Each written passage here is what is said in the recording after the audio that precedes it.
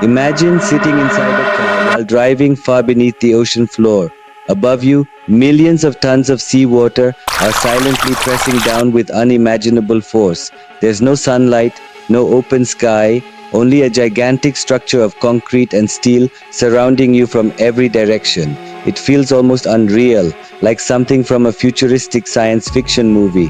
But this is not imagination.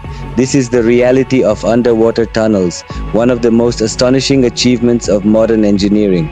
For centuries, oceans and deep waterways separated cities, islands, and entire nations. Crossing them required ferries, long detours, or massive bridges exposed to storms and harsh weather. But today, engineers have found another solution. Instead of building above the water, they build beneath it. Modern underwater tunnels now connect regions that once seemed impossible to link directly. They shorten travel times, improve transportation networks, and help global trade move faster than ever before. For many countries, especially major port nations, these tunnels are more than infrastructure projects, they are economic lifelines. But building a tunnel beneath the ocean is incredibly difficult. Engineers must work in one of the harshest environments on Earth. Everything begins with detailed planning. Long before construction starts, survey teams scan the seabed using advanced sonar systems. They study underwater terrain, examine rock layers, and collect soil samples from deep below the ocean floor. Because before digging even a single meter, engineers must understand exactly what lies beneath them. At the same time, environmental experts monitor how construction could affect marine ecosystems. Noise, vibration, and underwater pressure changes can impact sea life. That's why modern tunnel projects include strict environmental protection systems designed to minimize damage to the surrounding habitat. Once the planning phase is complete, construction finally begins. One of the most widely used methods is called the immersed tube technique. Using this method, giant tunnel sections are first constructed on land. These concrete segments are enormous. Each one can stretch over 217 meters in length and weigh more than 73,000 tons. Inside every section are multiple compartments designed for highways, railway systems, and maintenance corridors. After construction, the tunnel sections are transported out to sea using floating platforms. Then comes one of the most delicate stages of the entire project. The massive sections must be slowly lowered onto the seabed with extreme precision.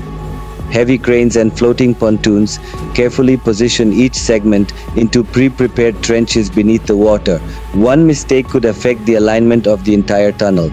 Once positioned correctly, the sections are connected one after another to create a continuous underwater passage. Special rubber seals are installed between each segment to prevent seawater from entering the structure. Engineers also place layers of sand and gravel around the tunnel to stabilize it against water pressure and buoyancy forces. Only after every connection is fully secured are the temporary barriers removed. At that moment, the separate pieces become one complete underwater tunnel. However, the immersed tube method cannot be used everywhere. In areas with unstable geology or powerful underwater currents, engineers rely on a different technology, the tunnel boring machine, better known as the TBM. A TBM is essentially a moving underground factory. This enormous machine can excavate rock, remove debris, and install tunnel walls all at the same time. At the front sits a gigantic rotating cutter head. Some cutter heads measure nearly 12 meters across and weigh more than 200 tons. As the machine slowly rotates, its steel cutting discs crush through dense rock and compact soil under massive pressure. Behind the cutter head, advanced systems continuously control earth pressure to prevent collapse. Excavated material is transported away through conveyor systems, while concrete tunnel linings are installed automatically behind the machine.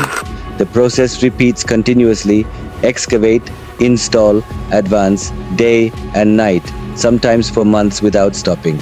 Modern TBMs are among the most advanced engineering machines ever created.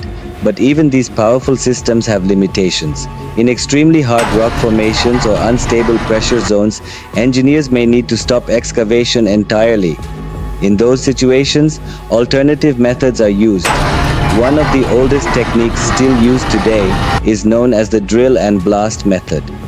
Workers drill deep holes into rock surfaces and place controlled explosives inside. After detonation, the broken rock is removed and the tunnel walls are reinforced before the next cycle begins.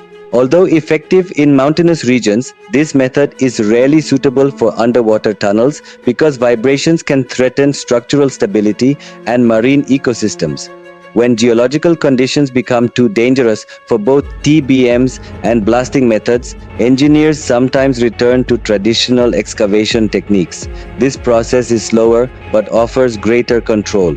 Large vertical shafts are built from the surface down toward tunnel level. Workers then excavate section by section while constantly reinforcing the surrounding structure using steel supports, rock bolts, and sprayed concrete. Throughout construction, maintaining pressure balance is critical. Even a small structural failure could allow seawater to enter the tunnel system. That's why engineers monitor every stage with extreme caution. After construction is finally complete, the tunnel enters another important phase, safety testing.